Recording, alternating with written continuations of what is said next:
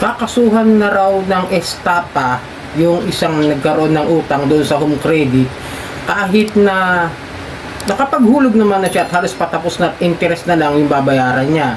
So pwede ba talagang kasuhan ng estapa ang isang nangutang kung sakaling interest na lang ang babayaran at nagkaroon ng problema yung tao at hindi na lang nakapagbayad kaagad-agad dito sa home credit? Tara, talakayin natin.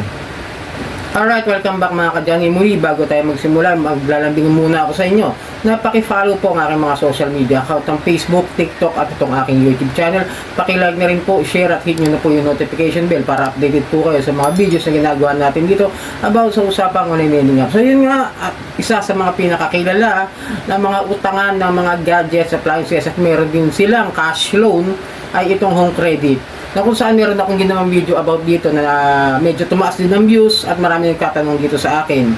Kasi meron ako nakitang comment, pakita ko muna sa inyo yung comment na sinasabi niya, same tayo me. Kaya napunta ako dito sa video na to.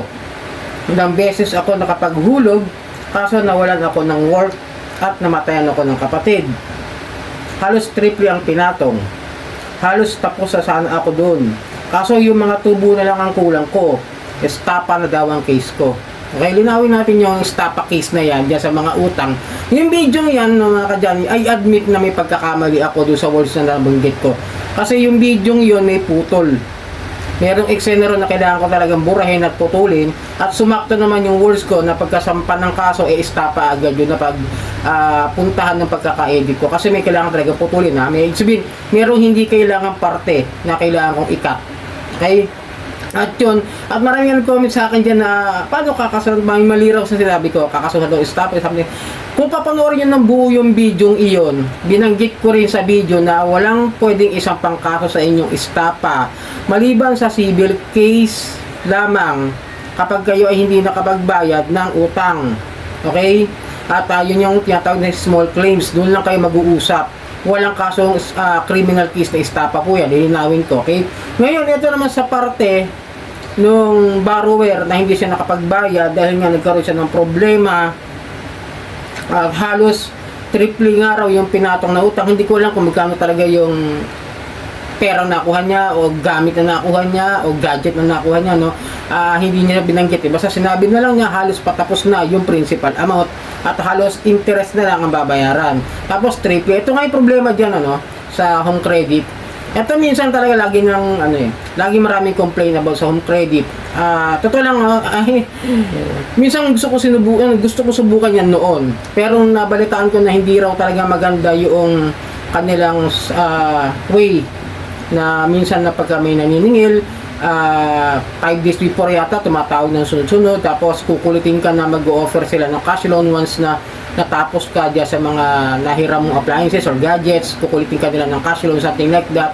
May mga kaibigan kasi akong kumuha dyan medyo hindi na nila kinuha yung cash loan dahil nga halos, totoo, pag lumagpas ng 10,000, triple talaga yung yung tubo nila, na dapat ito pinapansin talaga ng BSP at ng SEC kung ano yung dapat gawin kapag lumagpas ng 10,000, kung yung bang interest na yan ay mayroong ceiling of interest rate o ceiling of yung tamang interest para dyan sa mga 10,000 pataas. Pero dahil nga mayroong kayo pinipirmahan dito sa home credit yung written agreement at kung ano man po yung pinirmahan nyo ay yun ang masusunod dahil yun po yung nakasaad sa batas.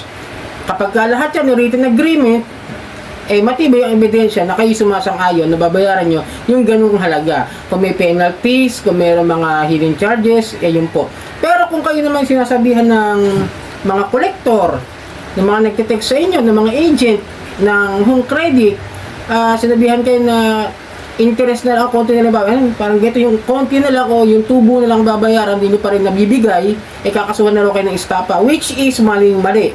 Pwede nyo naman po ireklamo doon sa office nila yan, o kung saan man kayo kumuha, o sa branch nila dyan sa mall, something like that. Kaya pakita nyo, sinabihan kayo, nag-text sila sa inyo na ganyan na kakasuhan kayo ng kasong estapa, which is very wrong para sa akin, no? Kasi may mga nakausap din kami mga attorney doon sa PNP na kapag once na sinasabihan kayo nakakasuhan kayo ng kasong estapa ng mga yan, ng mga nagpapautang, pwedeng balikan, pwedeng mabaliktad once nagsampa rin kayo ng ano. Siyempre, pagbabantaan na po yan, no? Kasi wala namang kasong estafa talaga eh, sa kasong hindi pagbabayad ng utang. Tandaan nyo, laging civil case at small claims lang po yan. Hindi kayo pwedeng hindi kayo pwedeng basta sabihin na estafa. May written agreement, binigyan nyo po sila ng proper document, ID, lahat ng kailangan, di ba? May pirma pa kayo ron. Kasi naranasan ko rin mga mag-apply sa mga ganyang klase ng mga lending companies na may pautang na mga gadgets at appliances. Tapos pera, may kasulatan at kailangan ipakita mo, tunay mo mga dokumento. Hindi man yan agad-agad na ibigay nyo ng peke, di ba? Yun ang magiging estafa kung nagbigay kayo ng dokumento like ng birth certificate, other documents sa kailangan nila, yung sasabihin nyo may trabaho kayo kahit wala naman pala, nagpagawa lang kayo dyan sa Recto, sa Quiapo, yung mga fake documents, tapos pinasin nyo, tapos na-approve kayo, tapos tsaka lang nila na-realize na peke pala yung gamit ninyong dokumento sa kanila at nag-approve, nabigyan kayo, yun, pwede lang. Pero kung kailangan, patunayan din na peke talaga yung mga ibinigay ninyong dokumento at mga informasyon. Okay? Yung mga IDs ninyo, mahalaga yan. Pero kung kayo naman ay nagbigay talaga ng mga tunay at legit na mga dokumento, wala kayong pwedeng ipangamba na kakasuhan kayo estafa.